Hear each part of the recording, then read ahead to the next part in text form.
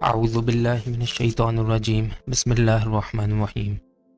السلام علیکم سامعین، آج ہم ممتاز مفتی کی کتاب علی پور کے ایلی کے 85ویں حصے کا آغاز کریں گے۔ آج ہم اس کتاب کے جس چیپٹر کا آغاز کریں گے اس کا نام ہے بھگوڑے۔ اس وقت ہم اس کتاب کے صفحہ نمبر 775 پر موجود ہیں۔ آئیے شروع کرتے ہیں۔ علی پور پہنچتے ہی ایلی نے شور مچا دیا۔ کبھی وہ فرحت کو آوازیں دیتا، کبھی رابعہ کو، تاکہ اس کی آمد کے متعلق شہزاد کو علم ہو جائے، لیکن شہزاد رابعہ کے چوبارے کو چھوڑ کر اپنے چوبارے میں جا چکی تھی، اس لیے اس نے ایلی کی آواز نہ سنی۔ پھر وہ اندھیری گلی کے راستے فرحت کی طرف چلا گیا۔ ایلی نے بہانہ بنایا، کہنے لگا، میرے افسر نے سرکاری کام سے امرتسر بھیجا تھا۔ میں نے کہا 2 روز کے لیے علی پور بھی ہو آؤں۔ وہ باتیں کر رہے تھے کہ ملحقہ مکان سے شور اٹھا، کوئی چیخ کر رو رہا تھا۔ کون ہے؟ ایلی نے پوچھا۔ ارے ہے، صفدر ہے، ہاجرہ بولی۔ روتا کیوں ہے؟ کبھی روتا ہے، کبھی ہنستا ہے، سر دیوار سے دے مارتا ہے، فرحت بولی۔ کیوں؟ اس نے پوچھا۔ اب میں تمہیں کیا بتاؤں؟ کوئی پردے کی بات ہے کیا؟ پردے کی، فرحت چلائی۔ تو پھر بتانے میں کیا حرج ہے؟ بس دیا اب بجھنے کو ہی ہے۔ کیا مطلب؟ ڈاکٹروں نے جواب دے دیا ہے۔ اللہ ہماری اسپرٹ پی پی کر پھیپھڑا جل گیا ہے، فرحت نے کہا۔ بس آج نہیں تو کل، ہاجرہ کی ہچکی نکل گئی۔ تو کیوں روتی ہے اماں؟ فرحت نے غصے سے کہا۔ اے ہے، وہ روتے ہوئے بولی، میرے بھائی کا بیٹا ہے آخر۔ اچھا تو میں چلتا ہوں، ایلی نے کہا۔ اے ہے، کھانا تو کھا لے، فرحت نے کہا۔ میرا جی نہیں چاہتا، ایلی نے کہا۔ پاؤں کی چاپ سن کر ایلی نے دروازے کی طرف دیکھا۔ دروازے میں شہزاد کھڑی تھی، اس کے چہرے سے اداسی اور تفکر ٹپک رہے تھے۔ کون، شہزاد ہے؟ فرحت بولی۔ پہلے تو ناچتی ناچتی دھما چوکڑی مچاتی آیا کرتی تھی، اور اب بلی کی طرح دبے پاؤں آتی ہے۔ وقت وقت کی بات ہے، شہزاد نے جواب دیا۔ یہ ایلی کب آیا؟ ابھی آیا ہوں، ایلی نے روکھے انداز سے کہا۔ مجھے تو آج ڈر لگتا ہے، شہزاد نے کہا۔ تجھے اور ڈر؟ فرحت نے کہا۔ وہ ڈر کے زمانے گزر گئے کیا؟ شہزاد نے آہ بھری۔ بیت گئے، وہ بولی۔ کس بات کا ڈر ہے تجھے؟ ہاجرہ نے پوچھا۔ پڑوس سے خیر کی آوازیں نہیں اٹھ رہی، وہ بولی۔ ہاں وہ تو ہے ہی، نہ جانے کس وقت۔ فرحت رک گئی۔ تو ایلی کو لے جا تو اپنی طرف، ہاجرہ نے کہا۔ ہاجرہ کی اس بات پر وہ سب چونک پڑے۔ فرحت نے حیرت سے ہاجرہ کی طرف دیکھا۔ اور جو کسی کو پتہ چل گیا تو؟ فرحت بولی۔ تو بھی کمال کرتی ہے اماں، ہم کسی کو بتائیں گے تو پتہ چلے گا نا، ہاجرہ نے کہا۔ فرحت غصے سے لال ہو گئی۔ واہ اماں واہ، ویسے بھی تو اس نے جانا ہی ہے نا، ہاجرہ چلائی۔ ان دونوں کو آج تک تو کوئی روک نہ سکا، اب فضول غصہ چڑھانے سے فائدہ۔ ایلی اٹھ بیٹھا۔ چلو شہزاد، وہ بولا، میں چلوں گا تمہارے ساتھ۔ شہزاد نے حیرت سے ایلی کی طرف دیکھا اور چپ چاپ اس کے آگے آگے چل پڑی۔ اب کیا ہے؟ جب وہ چوبارے میں پہنچے تو شہزاد کے 3 بچے سو رہے تھے۔ اس کی 3 بڑی لڑکیاں سبیحہ، نفیسہ اور ریحانہ تو پہلے سے ہی گروپ پتن کے اسکول میں داخل تھیں۔ چونکہ علی پور میں لڑکیوں کا ہائی اسکول نہ تھا، اس لیے شہزاد نے گروپ پتن بھیج دیا تھا، جو علی پور سے 20 میل کے فاصلے پر تھا، اور جہاں وہ بورڈنگ میں رہتی تھیں۔ 2 لڑکے اور 1 لڑکی اور میں، بیدی اور ناز اس کے ساتھ رہتے تھے۔ وہ تینوں عمر میں بہت چھوٹے تھے، لہٰذا شام ہی سے سو گئے تھے۔ اس کی ملازمہ جانو ان دنوں اپنی بیٹی سے ملنے کے لیے لاہور گئی ہوئی تھی۔ کھانا کھا لو، شہزاد نے کہا۔ میرا جی نہیں چاہتا، 1 پیالہ چائے کا پلا دو البتہ، ایلی نے جواب دیا۔ وہ چولہے پر بیٹھ کر چائے بنانے لگی۔ ایلی اس کے پاس بیٹھ گیا۔ دیر تک دونوں خاموش بیٹھے رہے۔ ہاجرہ نے بڑی جرت کی ہے آج، شہزاد نے کہا۔ اور تم نے بھی، اب کیا ہے؟ اور پھر مدم آواز میں گنگنانے لگا، اب جو کچھ گزرنا ہے جان پر گزر جائے۔ وہ پھر خاموش ہو گئے۔ ایلی سوچ رہا تھا شہزاد بات کیوں نہیں کرتی، ویسے بلا بھیجا ہے لیکن خاموش ہے۔ خط مل گیا تھا؟ شہزاد نے پوچھا۔ ہاں، وہ بولا۔ مجھ سے ملنے آئے ہو؟ ہاں، اس نے جواب دیا۔ مجھے پتا تھا تم آؤ گے، وہ بولی۔ اچھا، اس نے تنزن کہا۔ نہ بھی آتے، وہ بولی، تو مجھے گلہ نہ ہوتا۔ اوہ، وہ پھر خاموش ہو گئے۔ کہاں جا رہی ہو؟ ایلی نے پوچھا۔ معلوم نہیں، پھر بھی شاید عیسائی ہو جاؤں، اس سے کیا ہوگا؟ مزدوری کر سکوں گی۔ مجھے ساتھ لے چلو، ایلی نے کہا۔ وہ بولی۔ کیوں؟ بس نہیں، کہہ جو دیا۔ وہ پھر خاموش ہو گئے۔ ایک بات پوچھوں؟ ایلی نے کہا۔ پوچھ۔ کیوں جا رہی ہو؟ اب اس گھر میں رہنا ناممکن ہو چکا ہے۔ کیوں؟ بے عزتی کی زندگی سے بھیک مانگ لینا اچھا ہے۔ شریف آیا تھا کیا؟ ہاں۔ کب آیا تھا؟ جس روز تمہیں خط لکھا تھا اسی روز گیا تھا وہ۔ کچھ کہتا تھا؟ بہت کچھ۔ کیا؟ چھوڑو اس بات کو۔ وہ پھر خاموش ہو گئے۔ ادھر کا دروازہ بند ہے کیا؟ ایلی نے پوچھا۔ کدھر کا؟ فرت کی طرف کا۔ نہیں تو؟ کر آؤ، کیا فرق پڑتا ہے؟ وہ مسکرائی۔ اگر فرت آ جائے تو؟ اگر ہم کچھ کرنے لگ جائیں تو کیا ہے؟ وہ پھر خاموش ہو گئے۔ دیر تک وہ خاموش بیٹھے رہے۔ شہزاد نے چائے تیار کر دی۔ میز پر رکھ دوں؟ وہ بولی۔ یہیں رہنے دو، ایلی نے جواب دیا۔ بناؤں؟ ہاں، تم پیو گی؟ پیوں گی۔ شہزاد، وہ بولا، کیا تم زندگی سے اکتا گئی ہو؟ نہیں تو، وہ بولی۔ ابھی کہاں؟ اب تو وہ تڑپ نہیں رہی۔ وہ بولی، تڑپ تو ہے، تو پھر اداس کیوں ہو؟ اداس نہیں، وہ بولی۔ پھر؟ ڈری ہوئی ہوں۔ کس سے؟ اس شرابی پڑوسی سے۔ صفدر سے؟ ہاں، روز میرا دروازہ کھٹکھٹاتا ہے، کہتا ہے مجھے معاف کر دو تو مروں گا، ورنہ نہیں۔ تو کر دو معاف، ایلی نے کہا۔ دل نہیں مانتا۔ اتنی سخت گیر تو نہیں تو؟ عورت ہوں، وہ بولی۔ اوہ، اور وہ پھر خاموش ہو گئے۔ دفتن شہزاد بولی، تو وہاں کیوں کھڑی ہے؟ یہاں آ جا۔ ایلی حیران تھا کہ کس سے بات کر رہی ہے۔ عورت مسکراتی ہوئی دروازے سے نکل کر اندر آ گئی۔ میں نے کہا دیکھوں تو کیا کر رہے ہیں؟ وہ بولی۔ یہاں بیٹھ کر دیکھو نا، شہزاد بولی۔ چھپ کر دیکھنے سے کیا فائدہ؟ میں تو حیران ہوں، عورت بولی۔ تم دونوں ہی عجیب ہو۔ کیوں؟ شہزاد نے پوچھا۔ یوں بیٹھے ہو جیسے صدیوں سے ایک ہی گھر میں اکٹھے رہتے ہو۔ وہ تو ہے، شہزاد بولی۔ صدیوں سے اکٹھے رہتے ہیں ہم، کیوں ایلی؟ ہاں، ایلی نے کہا، صدیوں سے۔ اور میں سمجھتی تھی، فرت ہنسی۔ تو جو جی چاہے سمجھ، تیرا کیا ہے؟ شہزاد بولی۔ اکیلی یا دونوں؟ فرت چند ایک منٹ ٹھہری اور پھر بہانہ بنا کر چلی گئی۔ اس کے جانے کے بعد وہ اسی طرح چپ چاپ بیٹھے رہے۔ دیکھو شہزاد، ایلی اٹھ بیٹھا، اگر تم نے جانا ہی ہے تو چلو اکٹھے چلیں۔ بڑی بدنامی ہوگی۔ پھر کیا ہوا؟ تم برداشت کر سکو گے؟ میری بات چھوڑو، وہ بولا۔ میں مرد ہوں، سبھی کچھ برداشت کر لوں گا۔ تم عورت ہو، میری تنخواہ بہت قلیل ہے، تم غربت برداشت نہ کر سکو گی۔ تم غربت سے واقف نہیں شہزاد، اور اگر تم بچے چھوڑ جاؤ گی تو تم ان کی جدائی برداشت نہ کر سکو گی۔ وہ خاموش رہی۔ بولو نا، ایلی نے اسے جھنجھوڑا۔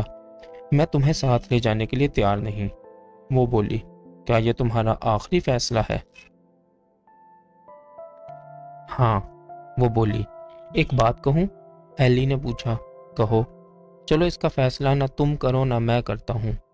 تو پھر دیکھیں قدرت کو کیا منظور ہے، ایلی نے کہا۔ وہ کیسے؟ آؤ پرچیاں ڈال لیں، ایک پر لکھیں دونوں، دوسری پر ایلی۔ تم ایک پرچی اٹھا لو۔ اگر اکیلی نکلا تو میں چپکے سے چلا جاؤں گا، اور اگر دونوں نکلا تو تم چپکے سے میرے ساتھ چل پڑنا۔ وہ خاموش ہو گئی۔ بولو، منظور ہے؟ ایلی نے پوچھا۔ وہ اسی طرح خاموش بیٹھی رہی۔ دیر کے بعد اس نے آہ بھری۔ چلو ساری عمر جوا کھیلا ہے تو اب کی بار بھی صحیح، شہزاد بولی۔ تو منظور ہوا نا؟ ایلی نے کہا۔ لیکن میری ایک شرط ہوگی، وہ بولی۔ کیا؟ وعدہ کرو کہ اگر اکیلی کی پرچی نکل آئی تو تم شادی کر لو گے میرے جانے کے فوراً بعد، اور پھر زندگی بھر مجھ سے نہیں ملو گے۔ یہ کیسے ہو سکتا ہے؟ ایلی نے کہا۔ میری خاطر ہمیشہ سب کچھ ہوتا آیا ہے، وہ بولی۔ یہ بھی ہوگا، جو بھی میں چاہوں گی ہو کے رہے گا۔ وہ مسکرا دی۔ کیا مطلب؟ میں ابھی جیتی ہوں، وہ بولی۔ مجھے مردہ نہ سمجھو، مجھ میں ابھی کس بل ہے۔ اس کی آنکھوں میں چمک لہرائی۔ میری خاطر تم یہ بھی کرو گے، دیکھ لینا، اور نہ کروں تو میرا آخری فیصلہ تم سن ہی چکے ہو۔ یعنی جوا نہیں کھیلو گی؟ شہزاد نے نفی میں سر ہلایا۔ اچھا، ایلی بولا، مجھے منظور ہے۔ وعدہ؟ تمہاری قسم، مجھے تم پر یقین ہے، لیکن دونوں نکلا تو میری بھی ایک شرط ہوگی، تمہیں وعدہ کرنا ہوگا۔ ایلی نے کہا۔ کیا؟ اگر بچوں کو ساتھ لے جاؤ گی تو غربت برداشت کرنی پڑے گی، اور اگر بچوں کو ساتھ نہ لے جاؤ گی تو ان کا غم نہ کھانا، ورنہ تمہاری زندگی تلخ ہو جائے گی۔ وہ سوچنے لگی۔ میں بتاؤں؟ ایلی بولا۔ کیا؟ تم لڑکیوں سے سچی بات کہہ دینا اور پوچھ لینا، انہیں یہ بھی بتا دینا کہ بھوکوں مرنا پڑے گا۔ ٹھیک ہے، وہ بولی۔ تو پرچیاں لکھ دو۔ وہ اٹھی، ٹرنک سے کاپی کا ورق پھاڑا، پینسل لی اور لکھنے بیٹھ گئی۔ دفتر نہ جانے سے کیا ہوا، اس کی آنکھوں میں آنسو بھر آئے، ہاتھ کانپنے لگا۔ اس نے پینسل میز پر رکھ دی اور دونوں ہاتھوں میں سر تھام کر رونے لگی۔ شہزاد، شہزاد، ایلی نے اسے جھنجھوڑا، لیکن وہ جوں کی توں پتھر کی طرح بیٹھی رہی۔ میں نہیں مروں گا۔ عین اس وقت ملحقہ کمرے سے شور سنائی دیا۔ نہیں نہیں، میں نہیں مروں گا، نہیں مروں گا۔ صفدر چلا رہا تھا، وہ کمرے میں ادھر سے ادھر اور ادھر سے ادھر پھر رہا تھا۔ نہیں نہیں، نہیں نہیں، وہ چلائے جا رہا تھا۔ شہزاد نے سر اٹھایا اور غور سے سننے لگی۔ ننھی کے ابا، ننھی کے ابا، صفدر کی بیوی اس کی منتیں کر رہی تھی۔ خدا کے لیے، ان چھوٹے چھوٹے بچوں کے لیے، چلی جاؤ، چلی جاؤ، وہ چلانے لگا۔ ان بچوں پر رحم کرو، میں تمہارے پاؤں پڑتی ہوں، وہ رو رہی تھی۔ چلی جاؤ، چلی جاؤ، مجھ پر کسی نے رحم نہیں کیا، میں کسی پر رحم نہیں کروں گا۔ اپنے آپ پر رحم کرو، یہ زہر نہ پیو، اس کی بیوی بولی۔ ہٹ جاؤ، ہٹ جاؤ، دفع ہو جاؤ، وہ چیخ رہا تھا۔ خدا کے لیے، خدا کے لیے، وہ کراہ رہی تھی۔ پھر ملحقہ کمرے پر خاموشی چھا گئی۔ وہ دونوں دیر تک خاموش بیٹھے رہے۔ شہزاد، ایلی بولا، کیا سوچ رہی ہو؟ کچھ بھی نہیں، میری طرف دیکھو۔ شہزاد نے سر اٹھایا، اس کی گالوں پر آنسو ڈھلک رہے تھے۔ ایلی سوچ رہا تھا، نہ جانے صفدر کے متعلق کون سی بات تھی جو شہزاد چھپا رہی تھی۔ وہ تو طبعاً بے نیاز تھی، کسی بات کو درخور اعتنا نہیں سمجھتی تھی۔ پھر کیا بات تھی جس کی وجہ سے اس کے آنسو نہیں رکتے تھے؟ ایلی کو کچھ سمجھ میں نہیں آ رہا تھا۔ شہزاد، وہ بولا، آخر بات تو ہے کوئی؟ کچھ بھی نہیں، وہ بولی۔ اچھا تو یہ پرچیاں تو لکھو۔ لکھتی ہوں، وہ بولی، اور ویسے ہی بت بنی بیٹھی رہی۔ ملحقہ کمرے میں بالکل خاموشی تھی، صرف لمبے لمبے سانس لینے کی آواز آ رہی تھی۔ دیر تک وہ پھر خاموش بیٹھے رہے۔ ملحقہ کمرے سے ٹک ٹک ٹک ٹک کی آواز آ رہی تھی، کوئی دیوار بجا رہا تھا۔ شہزاد کے کان کھڑے ہو گئے۔ دیوار بجا رہا ہے کیا؟ ایلی نے پوچھا۔ شہزاد نے اسبات میں سر ہلایا۔ کون ہے؟ اس نے پوچھا۔ شہزاد نے پھر اسبات میں سر ہلا دیا۔ ایلی بجھ گیا، لیکن صفدر دیوار کیوں بجا رہا ہے یہ اسے سمجھ میں نہ آیا۔ مجھے معاف کر دو، مجھے معاف کر دو، صفدر کی مدھم آواز سنائی دی۔ شہزاد خاموش بیٹھی رہی۔ وہی ہے کیا؟ ایلی نے پوچھا۔ شہزاد نے اسبات میں سر ہلایا۔ تو کہہ دو معاف کر دیا، ایلی نے کہا۔ شہزاد نے برا سا منہ بنایا۔ دل نہیں مانتا، وہ بولی۔ تو جھوٹ موٹ کہہ دو، ایلی نے کہا۔ جب تک میں نہیں مروں گا، صفدر بآواز بلند چیخنے لگا، حتیٰ کہ اسے کھانسی کا دورہ پڑ گیا۔ اور کہہ کیوں نہیں دیتی؟ ایلی نے پوچھا۔ ساری عمر جان کنی کے عذاب میں مبتلا رہے، شہزاد بولی۔ ایلی نے حیرت سے شہزاد کی طرف دیکھا۔ کیا یہ شہزاد بول رہی تھی؟ نہیں نہیں، وہ تو اتنی سخت دل نہ تھی۔ پھر کون بول رہی تھی؟ ایلی کے لیے شہزاد کی شخصیت کا یہ پہلو نیا تھا جس سے وہ آج تک واقف نہ تھا۔ کچھ دیر ملحقہ کمرے پر خاموشی چھائی رہی، پھر دیوار پھر سے ٹک ٹک ہونے لگی۔ کہہ کیوں نہیں دیتی؟ ایلی بولا۔ شہزاد خاموش بیٹھی رہی۔ میری خاطر کہہ دو، ایلی نے منت کی۔ جی نہیں مانتا، وہ بولی۔ کہہ دیتی ہوں، صرف ہونٹوں سے، تو کہہ دو۔ شہزاد نے ٹرنک سے تالا اٹھایا اور اسے دیوار پر مارنے لگی، ٹھک ٹھک ٹھک۔ پھر وہ رک گئی۔ صفدر نے پھر دیوار بجائی۔ شہزاد نے پھر تالا دیوار پر مارا، ٹھک ٹھک ٹھک۔ دفتن صفدر چلایا، یہ تم ہو؟ تم ہو؟ بولو۔ ہاں، وہ بآواز بلند بولی۔ میں نے معاف کیا۔ ملحقہ کمرے سے نعروں کی آوازیں آنے لگیں۔ کوئی چیخ رہا تھا، ناچ رہا تھا، کہکہے مار رہا تھا۔ ہانسی پھر چھڑ گئی، پھر وہی کہہ کرنے کی آواز، اور پھر خاموشی چھا گئی۔ دیر تک وہ دونوں خاموش بیٹھے رہے۔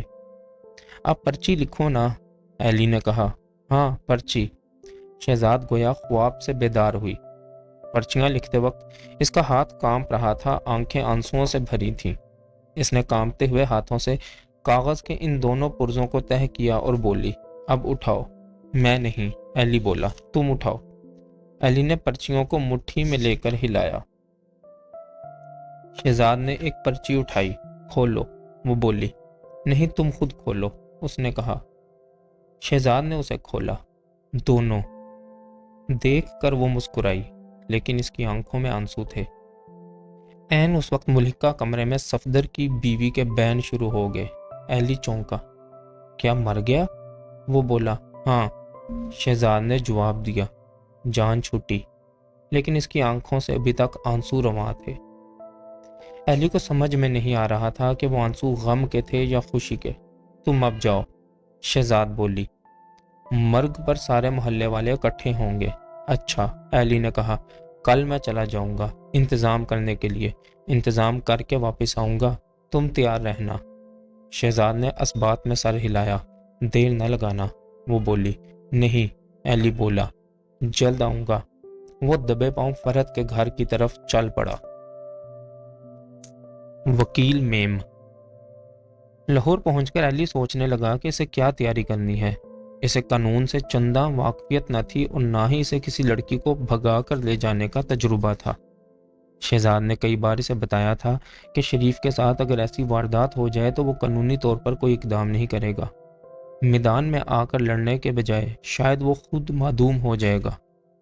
بہرحال اگر اس نے کوئی اقدام کیا تو اسے معلوم ہونا چاہیے کہ قانونی طور پر وہ کس طرح زد میں آتا ہے۔ ایلی نے کورٹ روڈ پر 2 چکر لگائے اور وکلا کے بورڈ پڑھنے لگا، لیکن اس میں اس قدر ہمت نہ پڑتی تھی کہ کسی وکیل کے پاس جائے۔ اپنی کوٹھی کے باغیچے میں ایک مومر وکیل کو بیٹھے دیکھ کر اس نے اندر داخل ہونے کی شدید کوشش کی، لیکن اس کے قدم رک گئے۔ عین اس وقت وکیل کا منشی آ گیا۔ کیوں مہاراج؟ وہ بولا۔ آپ لالا جی سے ملیں گے؟ ہاں، ایلی نے مشکل سے کہا۔ تو آؤ نا، وہ سامنے بیٹھے ہیں۔ ایلی کو مجبوراً لالا جی کے پاس جانا پڑا۔ آداب عرض، وہ بولا۔ نمستے، وکیل نے جواب دیا اور کتاب ایک طرف رکھ دی۔ کیا بات ہے؟ مجھے آپ سے مشورہ کرنا ہے۔ وہ حقے کا کش لے کر بولے۔ اغوا کا کیس ہے، ایلی نے بسد مشکل کہا۔ پھر وہ گھبرا گیا۔ میرا مطلب ہے ایویپمنٹ کا، یعنی وہ رک گیا، اس کا گلا سوکھ گیا۔ کیا کیس ہے؟ وہ بولے۔ اگر ایمینڈمنٹ کی جائے تو اس میں قانونی زد کیا کیا ہو سکتی ہیں؟ یہ تو قوائف پر منحصر ہے، لالا جی بولے۔ میرا مطلب ہے، ایلی نے بسد مشکل کہا، کیا قوائف ہونے چاہیے؟ یعنی کیا مطلب ہے؟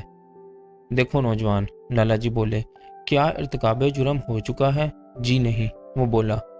لالا جی کہا مار کر ہنسنے لگے۔ کیا تم اس کے ہیرو ہوگے؟ لالا جی نے پوچھا۔ جی، ایلی نے اس بات میں سر ہلایا۔ لڑکی کی عمر کیا ہے؟ وہ بولے۔ عمر؟ ایلی کے گلے میں کچھ پھنس گیا۔ معلوم نہیں، وہ بولا۔ پھر بھی اندازاً اس کے 6 بچے ہیں۔ لالا جی کی آنکھیں ابل آئیں۔ نوجوان، وہ بولے، تمہیں کسی ڈاکٹر سے ملنا چاہیے، وکیل سے نہیں۔ لالا جی کی کوٹھی سے نکل کر ایلی نے اطمینان کا سانس لیا۔ کچھ پرواہ نہیں، اس نے اپنے آپ کو تسلی دی، جو ہوگا دیکھا جائے گا۔ اور لالا جی سے ملنے کی کوفت مٹانے کے لیے وہ سینما ہال میں جا گھسا۔ سینما سے نکل کر جب وہ انارکلی میں جا رہا تھا تو محمود کو دیکھ کر ٹھٹکا۔ ارے تم؟ میں یہی ہوں، محمود بولا۔ یہاں تبدیلی ہو گئی ہے کیا؟ نہیں، چھٹی پر ہوں، محمود نے کہا۔ لمبی چھٹی پر؟ کیوں؟ یہاں کالج میں داخل ہو گیا ہوں، BA کر رہا ہوں۔ ارے آورز؟ محمود ہنسا۔ پرایا دھن، وہ بولا۔ کس کا؟ اسی کا۔ اسی کس کا؟ میری میم کا۔ ارے کیا وہ تمہاری بن گئی ہے؟ شاید نہ بنتی، لیکن مسٹر فلپ نے اس روز حملہ کر کے اسے اٹھا کر میری گود میں ڈال دیا۔ وہ کس طرح؟ ایلی نے پوچھا۔ بھئی عورت ہے، ضد میں آ گئی، بولی یوں ہے تو چلو یوں ہی صحیح۔ تو وہ میم کہاں ہے آج کل؟ ایلی نے پوچھا۔ میرے پاس ہے۔ کہاں؟ مکان کرائے پر لے رکھا ہے، چلو گھر چلیں، تمہیں اپنا گھر دکھاؤں۔ گھر جا کر ایلی نے محمود کو اپنی مشکل سے آگاہ کیا۔ محمود سٹپٹا گیا۔ ارے 6 بچوں کی ماں کو اغوا کر رہے ہو؟ بلکہ وہ تمہیں اغوا کر رہی ہے۔ یار، اگر خاوند نے قانونی چارہ جوئی کی تو اندر ہو جاؤ گے۔ پھر کیا ہے؟ ایلی بولا۔ مجھے ڈراؤ نہیں، مشورہ نہ دو، امداد کرو۔ جتنی مدد کہو گے کروں گا، بشرطے کہ میں قانون کی زد میں نہ آؤں۔ محمود ہنسنے لگا۔ 6 بچوں کی ماں ہے وہ کیا؟ میم نے مسکرا کر کہا۔ جی ہاں، ایلی نے جواب دیا۔ تمہارا رومانس ہے؟ اس نے پوچھا۔ 16 سال سے، ایلی نے جواب دیا۔ 16 سال؟ اس کی آنکھوں میں چمک لہرائی۔ حرام زادی، محمود غصے میں چلایا، اس کی آنکھ کی چمک دیکھو، تم تو خواہ مخواہ بگڑتے ہو۔ میم نے یوں لاڈ سے کہا جیسے بچی ہو۔ ابھی رومانس کی لت نہیں گئی کیا؟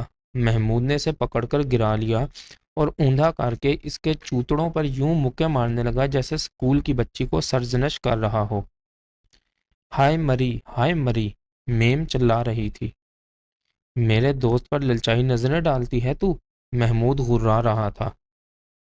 ایلی حیران تھا، اس کے ذہن میں میم کا تخیل کچھ اور تھا۔ یہ عجیب میم تھی، اور محمود عجیب آدمی تھا جو میم کا محتاج ہونے کے باوجود اسے یوں پیٹ رہا تھا جیسے وہ اس کی ہاؤس میڈ ہو۔ بہرحال محمود سے قوائف طے کرنے کے بعد وہ ڈیرا گیا۔ 13 لفظ۔ ڈیرا پہنچ کر بھی اس کے کانوں میں محمود کا مشورہ گونج رہا تھا۔ محمود نے کہا، ایک بات یاد رکھو، اپنی ڈیوٹی پر حاضر رہنا، روپوش نہ ہو جانا ورنہ مارے جاؤ گے۔ ایلی نے ڈیرا پہنچ کر اس کے توسط سے ایک مکان کرایہ پر لے لیا تاکہ شہزاد کو وہاں رکھ سکے۔ اس انتظام کے باوجود وہ سخت گھبرایا ہوا تھا۔ پہلے روز جب وہ غلام کے گھر گیا تو غلام اسے دیکھ کر بولا، کیوں، خیریت تو ہے؟ بالکل، ایلی نے جواب دیا۔ معلوم تو نہیں ہوتی، غلام نے کہا۔ نہ جانے کیا بات تھی، ہر کوئی اس سے یہی سوال پوچھتا تھا۔ کیا واقعی اس کے چہرے پر پریشانی اور تفکر کے آثار اس حد تک نمایاں تھے؟ الیاس بھائی، غلام بولا، اپنے آپ سے لڑو گے تو بند بند چغلی کھائے گا۔ میں کیا اپنے آپ سے لڑ رہا ہوں؟ ظاہر ہے، وہ بولا۔ پھر غلام نے پیار سے علی کا ہاتھ تھام لیا اور بولا، بھائی ایک بات کہتا ہوں، جو بھی کرنا ہے کر ڈالو، سوچو نہیں ورنہ سوچ کا آرا چلتا ہے، بری طرح چلتا ہے۔ ایلی کئی بار چاہتا تھا کہ غلام سے ساری بات کہہ دے، لیکن اس کی زبان گنگ ہو جاتی تھی، ہمت نہ پڑتی تھی۔ اس روز بھی اس نے بات کرنا چاہی لیکن ہمت نہ پڑی اور وہ وہاں سے چلا آیا۔ پھر جب وہ چپ چاپ اپنے کمرے میں بیٹھا تھا تو نورانی خلاف معمول ایلی کے کمرے میں آ گیا۔ الیاس صاحب، وہ بولا، معاف کیجئے، میں نے دیکھا ہے کہ آپ سخت پریشان ہیں۔ ایلی نے محسوس کیا کہ اسے جھٹلانا بیکار ہے۔ ہاں ہاں، وہ بولا، میں کوئی مدد کر سکتا ہوں کیا؟ نہیں، ایلی نے کہا۔ تو پھر بات یہ ہے نورانی صاحب کہ میں مستقبل کے متعلق پریشان ہوں، ایلی نے جواب دیا۔ تو میں آپ کی مدد کر سکتا ہوں، نورانی بولا۔ ضرور کر سکتا ہوں۔ وہ کیسے؟ ایلی نے پوچھا۔ میں علم جعفر سے واقف ہوں، نورانی نے کہا۔ کیا آپ اپنا سوال مجھے بتا سکتے ہیں؟ نہیں، ایلی نے کہا، وہ ایک راز ہے۔ اچھا، نورانی بولا، تو آپ نہ بتائیے، میری ہدایات پر عمل کیجیے۔ وہ کیسے؟ اپنا سوال 13 الفاظ میں لکھ دیجیے، نورانی کہنے لگا۔ شرط یہ ہے کہ الفاظ 13 ہوں، نہ کم نہ زیادہ۔ مثلاً، کیا میں بی اے کے امتحان میں پاس ہو جاؤں گا جو امسال ہوگا؟ دیکھیے، اس سوال میں 13 لفظ ہیں اور اس کا متن معنی کے لحاظ سے مکمل ہے۔ اس کے بعد نورانی نے ایلی کو ایک لمبا چوڑا عمل بتایا۔ ان الفاظ کو ابجد کے ہندسوں میں بدلنا تھا اور اسی طرح 13 مرتبہ بدلنا تھا اور پھر ان کا مجموعہ نکالنا تھا۔ نورانی بیٹھ گیا اور اس عجیب و غریب عمل میں ایلی کی مدد کرنے لگا۔ جب مجموعہ نکال چکا تو نورانی بولا، اب ذرا ٹھہریے، میں باہر جا کر ستاروں کی پوزیشن دیکھ لوں۔ ایسا ہی ایک جملہ آپ لکھیں جس میں پورا مفہوم موجود ہو، مجھے بے شک نہ بتائیں۔ ایلی نے 13 لفظوں کا جملہ لکھا۔ کیا یہ اغوا میرے اور شہزاد کے لیے باعث خوشی یا پریشانی ہوگا؟ نورانی باہر نکل گیا اور وہاں کھڑا گویا عجیب عجیب منتر پڑھتا رہا۔ مشتری، اسد، زہرہ، سرطان اور نہ جانے کیا کیا نام لیتا رہا۔ پھر وہ اندر آ گیا۔ ستاروں کے لحاظ سے وہ بولا، آپ اس مجموعے میں 215 جمع کر لیجئے۔ جی، ایلی نے جمع کر کے کہا۔ اب آپ از-سر-نو انہیں حروف میں بدل لیجئے۔ ایلی نے ایسے ہی کیا اور وہ حیران رہ گیا۔ اس کے سامنے 13 الفاظ کا ایک مکمل جملہ بنا ہوا تھا۔ یہ فعل آپ کے اور لواحقین کے لیے باعث ذلت و رسوائی ہو، کیا میں جواب دیکھ سکتا ہوں؟ نورانی نے کہا۔ ایلی نے وہ چٹ جس پر جواب لکھا تھا نورانی کی طرف بڑھا دی۔ اس کا رنگ زرد ہو رہا تھا، چہرے پر ہوائیاں اڑ رہی تھیں۔ مجھے افسوس ہے، نورانی بولا۔ مجھے بھی ہے، ایلی نے کہا، لیکن میرا فیصلہ بدل نہیں سکتا۔ الیاس صاحب، نورانی بولا، میں دوست ہوں، ناصح نہیں۔ البتہ اگر کبھی میری مدد کی ضرورت پڑ جائے تو آپ مجھ پر بھروسہ کر سکتے ہیں۔ یہ کہہ کر نورانی باہر نکل گیا۔ یہ ہو کے رہے گا، ہو کے رہے گا، اللہ اچھا کریں گے۔ حاجی صاحب کی گردن روئی کے گالے کی طرح لرز رہی تھی۔ اپنے آپ سے نہ لڑو، غلام مسکرا رہا تھا۔ جو کرنا ہے کر ڈالو، کر ڈالو، تم قید ہو جاؤ گے۔ محمود چلا رہا تھا، تمہیں ڈاکٹر سے مشورہ کرنا چاہیے۔ لالا جی سے گھور رہے تھے۔ باقی انشاءاللہ اگلی ویڈیو میں۔